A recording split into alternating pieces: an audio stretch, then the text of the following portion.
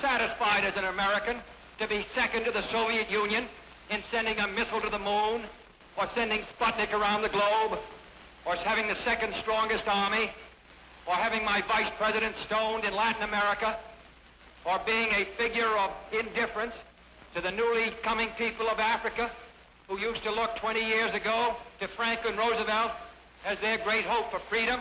There are 17 million Americans who live on a substandard diet.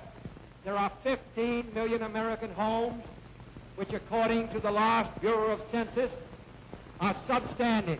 5 million homes in our cities which without plumbing. Anyone who says that this isn't the greatest possible time for vigorous and progressive action do not know what they look at, because this country is the defender of freedom in the United States and around the world. It's no accident that Mr. Khrushchev comes here, because he knows that we are his great adversary. That if the United States fails, if we collapse, if we do not move forward, the cause of freedom all over the world is lost. We have the great historic role, not granted to anyone since the time of Athens, 2,000 years ago, to defend freedom. And therefore, I think it's incumbent upon us to have a vigorous and progressive and vital democratic administration in 1960 to take the leadership of this country.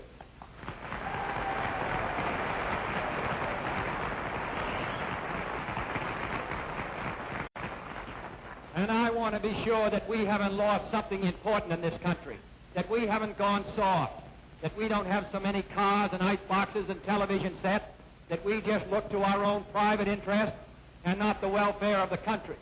We who sit here today are the beneficiaries of millions of Americans who have fought and died and lived for this country to make it what it is. I will describe to you only one of them.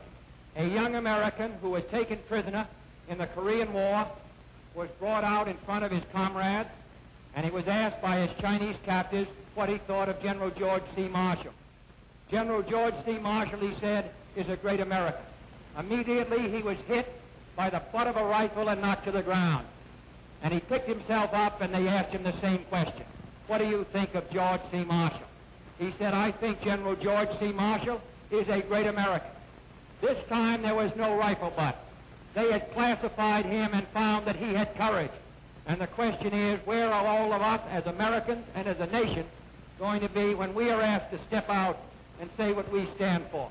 This, therefore, represents a great opportunity and a great responsibility for all of us who are Americans, who are Democrats, who wish to serve our country during the times that lie ahead.